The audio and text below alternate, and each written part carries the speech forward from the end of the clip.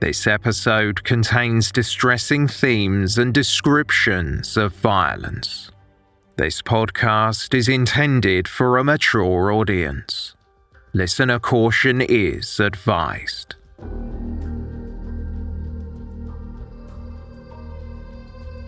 A quiet nun in a central Aberdeen cathedral was dealing with some paperwork when she had a visitor.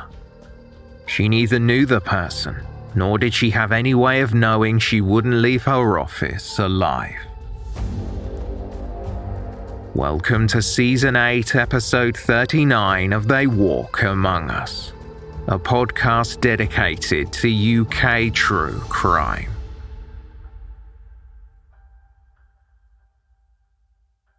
The striking building on Huntley Street had stood there for over 120 years. Busy from its beginnings as the prominent place of worship in the Catholic Diocese of Aberdeen since 1860, people came and went, and familiar faces filed in for Mass to sit on the wooden pews dressed in their Sunday best.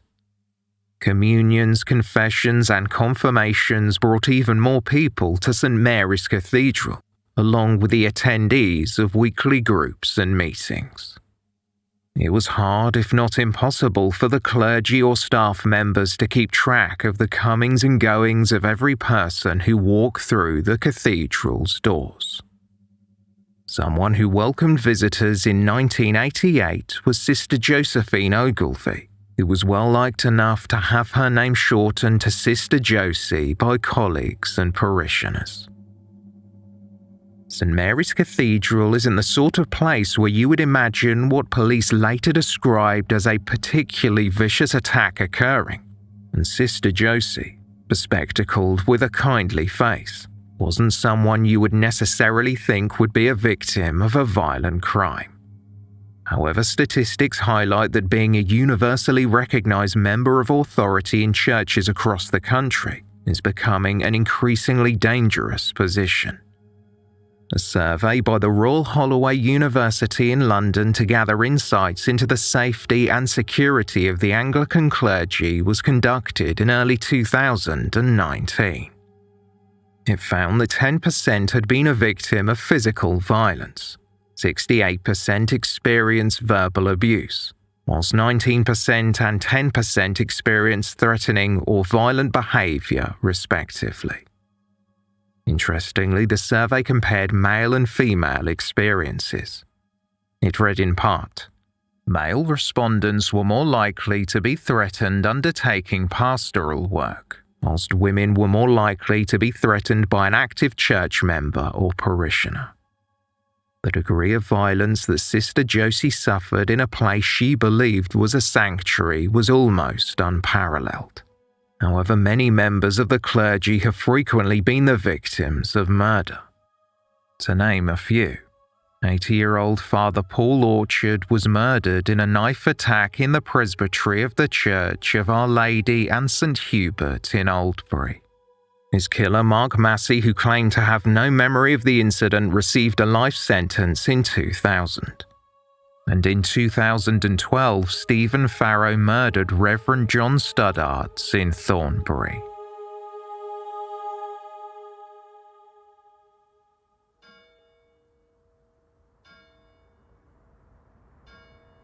At 3 p.m. on Friday, May 6, 1988, Father Colin Stewart had been unlucky enough to find Sister Josephine Ogilvie. He had seen her earlier at her desk in an office in St Mary's Cathedral. Sister Josie was dressed in ordinary clothes as she had left her habit at home. Father Stewart and Sister Josie had worked together closely. The priest supported older children and Sister Josie worked with primary school-aged children. Their job took them as far as the Orkney Isles, where they held classes in religious studies. A nun in her order said Sister Josie was gifted at teaching and described her as a lovely person. For the last 5 years, Sister Josie lived with 2 other nuns in a convent on Dunvegan Avenue in Portlethin after moving from Edinburgh. 1988 had been a difficult year as her sister had passed away. Furthermore, she was approaching her 60th birthday and was preparing to stand down from her position. The inner office in the cathedral, shared by Sister Josie and Father Stewart, was used as a hub where, at their workstations, they conducted admin work and prepared material for classes. That afternoon, when Father Stewart tried to enter the room, he could not open the door.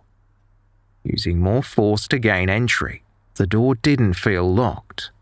It felt like someone was behind it.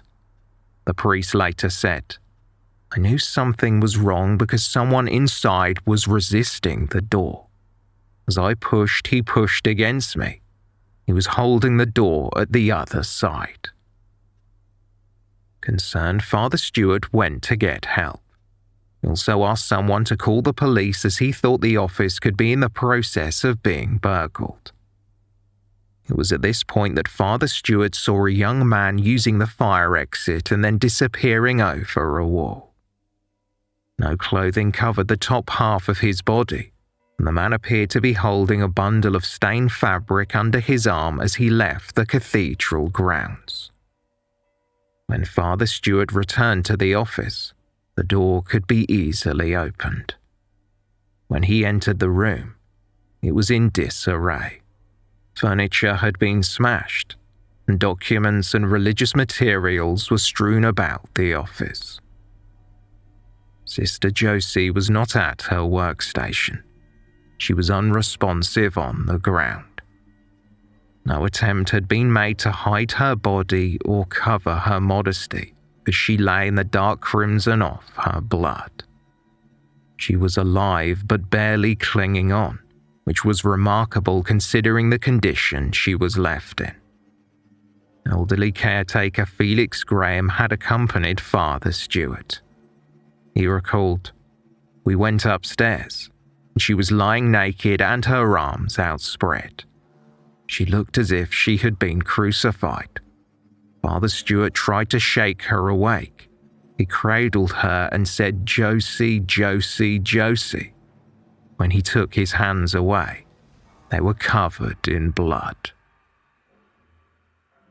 Despite the shock and being surrounded by blood in a ransacked room, Father Stewart composed himself so he could say a prayer of absolution for Sister Josie. It was hard to fathom what had happened and who would want to harm her. Sadly, following such a brutal attack, Sister Josephine Ogilvie couldn't hold on, and she took her final breath. Just after 3 o'clock in the midst of the school run, Huntley Street was suddenly swarmed with emergency vehicles as the drivers wound their way through the busy streets.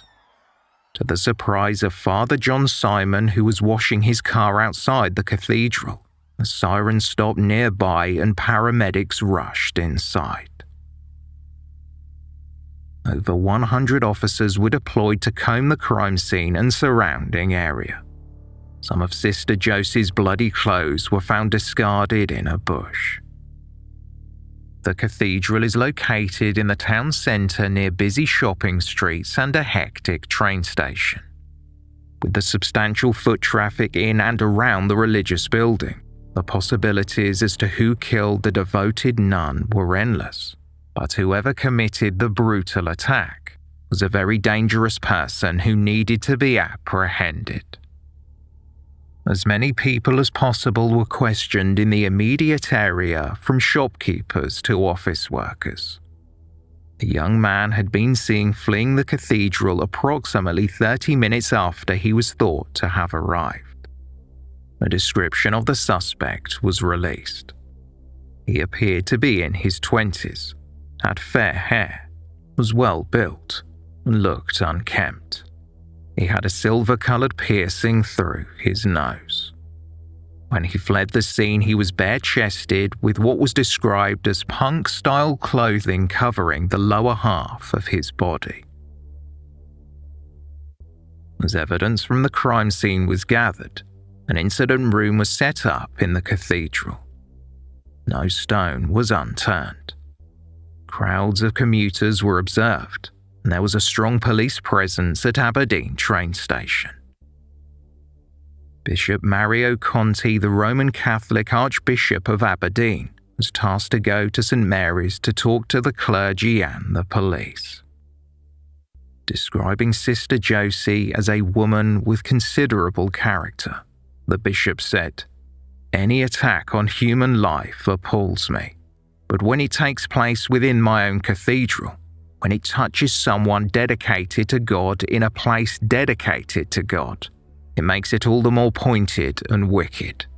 This will shock the whole Catholic community and beyond." Investigating officers were keen to learn if the nun was the intended target or if she was the victim of a random attack. The day after her death, some national newspapers printed a paragraph or two about a nun who had been murdered in Aberdeen, identifying her as Sister Josephine Ogilvie. Local newspapers took more of a keen interest.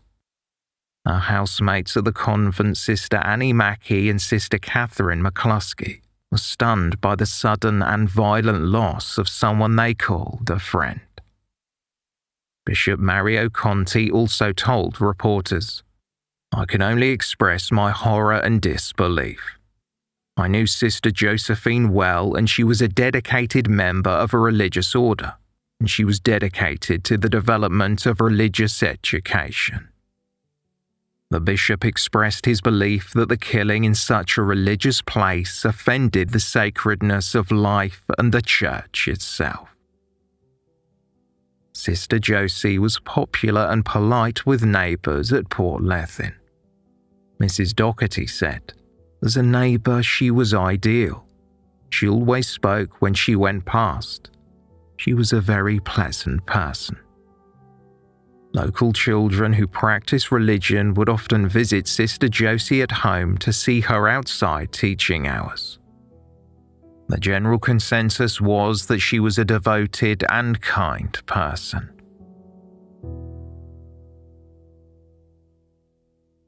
Sister Josephine Ogilvie's life had been cut short in a terrible way. She was believed to have died from a fractured larynx. The killer showed no mercy as she lay dying, sexually abusing her and mutilating her body. Part of Sister Josie's ear had been hacked off, ribs were broken along with her spine, and she suffered numerous stab wounds. Thankfully, it wasn't long before a suspect was in custody. He had been apprehended quickly after the guest house he was staying in was surrounded. Once officers got inside, they found the suspect washing blood-stained clothing in a sink, and more discolored clothing was found in the communal washing machine.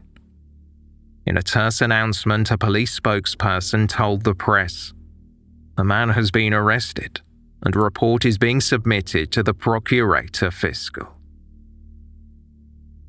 The suspect was only 23 years old. On May 6th, he had been day drinking at bars near the cathedral. He did not have a job, although it was unlikely he was capable of getting, let alone keeping one, due to his erratic behaviour. Using drugs and drinking at any time of the day was not unusual for Mark Reynolds. The young man had entered the cathedral that day requesting to see the small nun that was a social worker.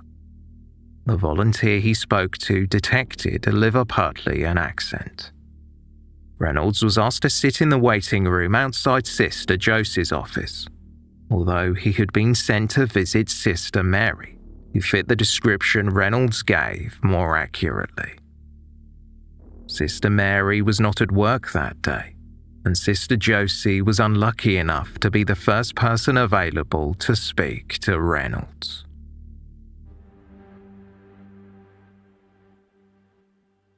Father Stewart was taken to the police station to see if he could identify the young man he saw leaving the cathedral, the youthful appearance of Mark Reynolds, whom the priest identified in a lineup, surprised him. Father Stewart later said, "What I expected to see was a maniac, but what I saw was a young lad very much as I remembered him. He was just tired and looking at the door." Reynolds first appeared at Aberdeen Sheriff Court on Monday, May 9th. His counsel, Louise Sutherland, put forward no plea or declaration at the time. He was required to return the next week and remained in custody until the next hearing.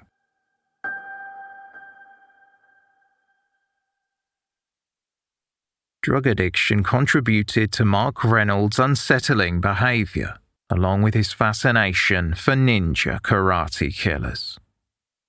The 23-year-old lived alone in a room in a guest house on D Place in Aberdeen. He was born in Merseyside in the mid-1960s and was predominantly brought up in Bootle. In 1978, when their oldest child Mark was in his early teens, the Reynolds family relocated to Aberdeen in Scotland. A neighbour in Bootle remembered the family of 5 as being nice and normal, but recalled Mark Reynolds running away before the move to Scotland. The father of the family, Arthur, had got a new job nearby on an oil rig.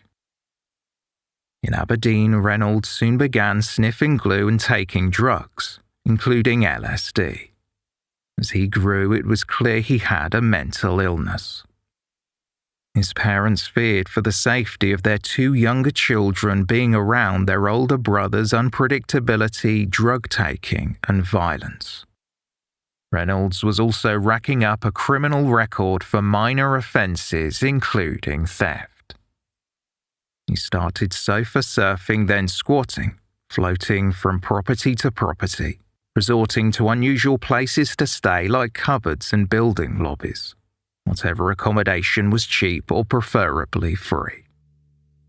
One previous landlord of a guest house requested that Reynolds leave the premises after he was practicing karate on a radiator and in the process burst a water pipe.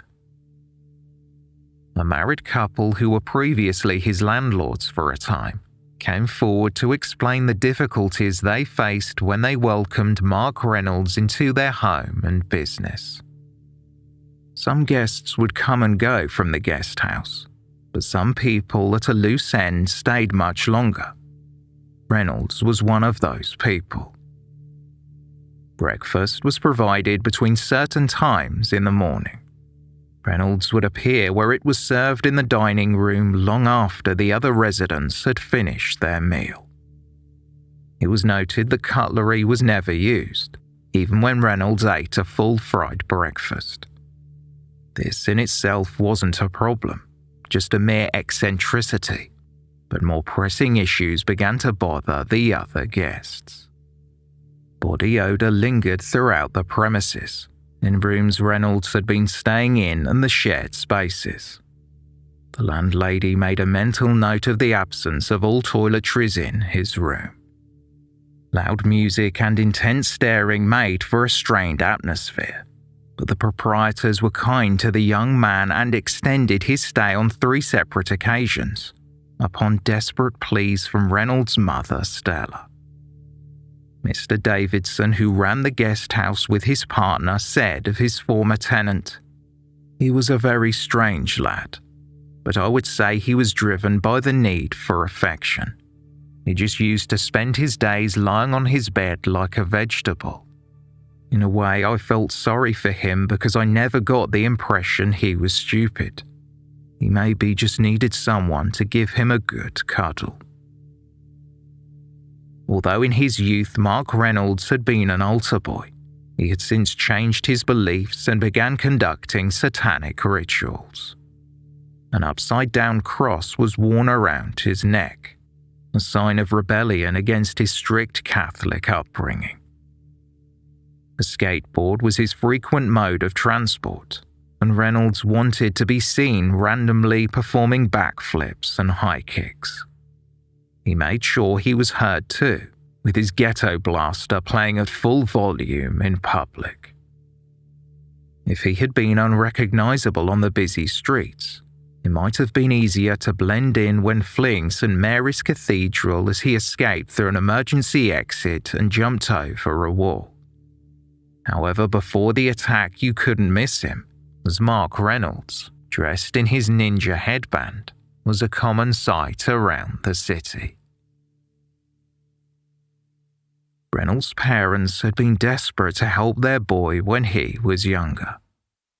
He finally saw a psychiatrist and in turn received a diagnosis.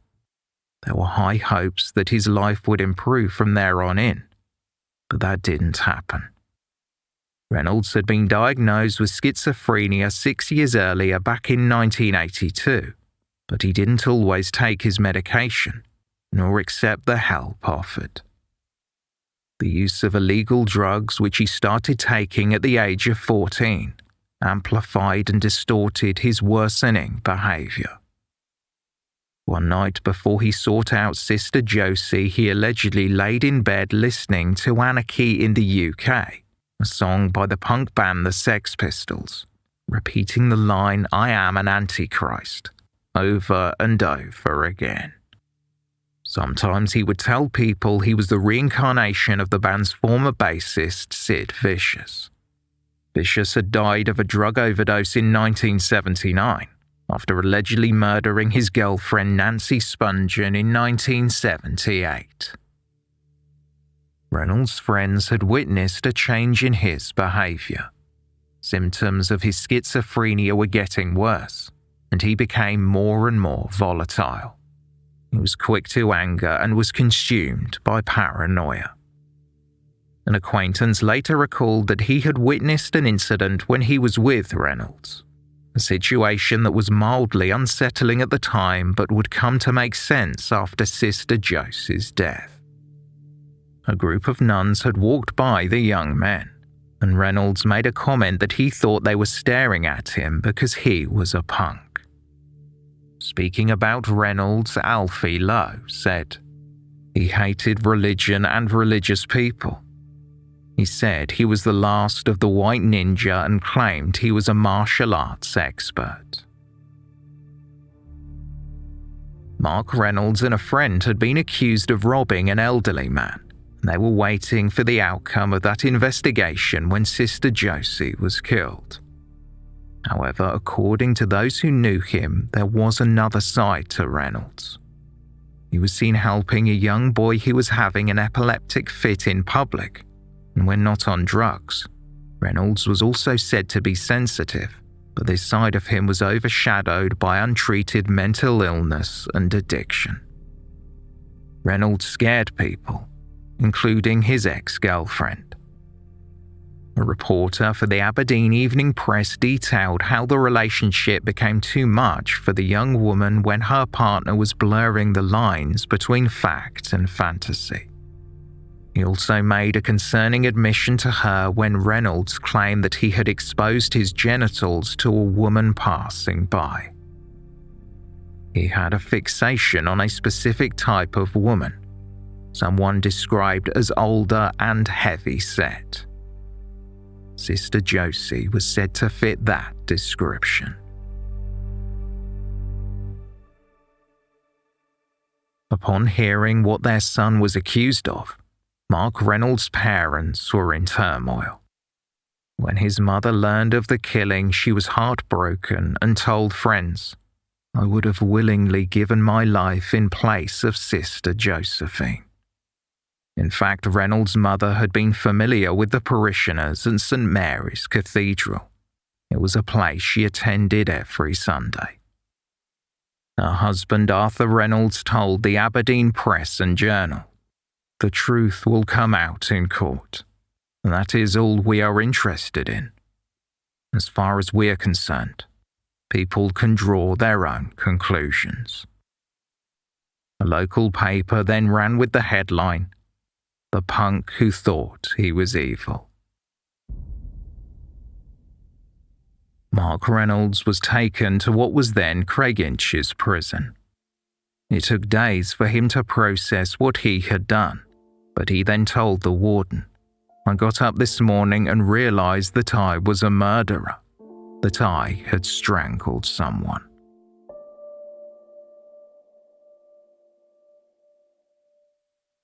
Mark Reynolds' sentencing hearing was held at the High Court in Aberdeen, just 3 months after Sister Josephine Ogilvie was killed at St Mary's Cathedral. The Crown accepted Reynolds' plea of guilty to culpable homicide by reason of diminished responsibility. Reynolds also admitted to 2 serious sexual offences, as he bit off the victim's nipple and repeatedly bit her on the legs, buttocks and groin. The court was told that Reynolds had schizophrenia and he consumed narcotics, which worsened the symptoms of his condition. In Mark Reynolds' case, it was argued the combination of the two added to his desire for violence. His preference for wearing a cross upside down and listening to anti-establishment punk music was mentioned, and came across unfavourably, as did his interest in ninjas. He had attempted to learn karate, but it wasn't a hobby he stuck with, practicing for only a month before retreating into fantasy, wearing clothing he thought ninjas would wear. Reynolds spent what little money he had on drugs and folding butterfly knives. Kevin Drummond, QC Prosecuting, said, "It is abundantly clear that Sister Josephine was subjected to an attack of the most horrific degree of violence, an almost barbaric attack." The Advocate Depute continued, "It is clear from that violence that this young man is of an extremely violent disposition." Drummond detailed the extent of the attack to the court.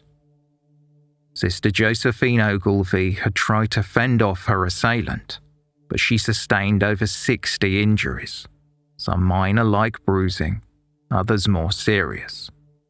They included repeated stabbing with scissors, mutilation of her ear and breast, 8 fractured ribs, and a fractured spine caused by Reynolds jumping up and down on her body. According to the Advocate Depute, the type of injuries the nun sustained was similar to those found in a serious road collision. 2 psychiatrists gave evidence describing the symptoms of Reynolds' schizophrenia. One witness, Dr. Raymond Antebbe, said that the beliefs held by the defendant were bizarre, and he was unable to distinguish between right and wrong. It was revealed that the defendant's parents had wanted a detention order put in place on their son long before the killing so that he could be cared for in a psychiatric hospital, but that never happened. The court was told that after he was caught, Reynolds said he lost his head while speaking to Sister Josie. Father Stewart, who had been profoundly affected after finding Sister Josie, showed sympathy toward the defendant. He had seen Reynolds fleeing the scene carrying bloody clothing, some of his own and some that belonged to Sister Josie. When he took the stand, the priest said, "This young man deserves nothing but compassion. It would be perverse and disgraceful for us to be unkind to him and his family." Mark Reynolds' counsel could offer no more than a few words when describing how unwell Reynolds was at the time of the killing. He simply said, "My client is very ill indeed."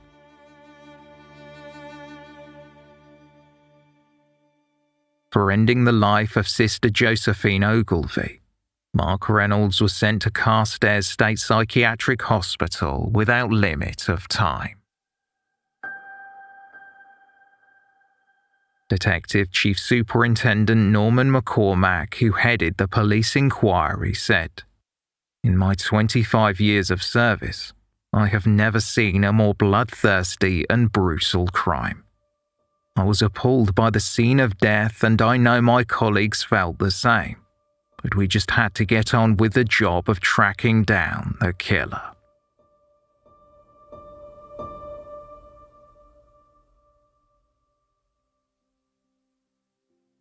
So where are we now? A vigil was held outside St Mary's Cathedral the day after Sister Josephine Ogilvie was killed. A funeral was held soon after. Father Stewart was rattled by the brutal killing, and he needed time away. He went to work in Rome. Mark Reynolds' mother Stella still attended the cathedral and prayed for both her son and sister Josie using the deceased nun's rosary beads. They were given to her when she returned to services. Subsequently, the Reynolds family went on to set up 2 guest houses in central Aberdeen. Sister Josie's colleagues remembered her in a requiem mass held a year after her death. Father John Simon, who was outside St Mary's Cathedral when emergency services arrived, led the service, and recalling the funeral said, "The memory is still very hurtful, and people are still very sad. 250 people attended. They were encouraged to forgive and pity Mark Reynolds." Sister Josephine Ogilvie was buried in Allen Vale Cemetery, a Victorian place of rest in Aberdeen. The large cross headstone is shared with at least 13 other nuns. Her name was one of the last to be engraved. It is inscribed, "Of your charity, pray for the repose of the souls of the religious of the Sacred Heart." Small bouquets of faux flowers were laid at the gravesite. Bleached by the sun and surrounded by wild foliage, the flowers faded, as will the traumatic memories of what happened to Sister Josephine Ogilvie.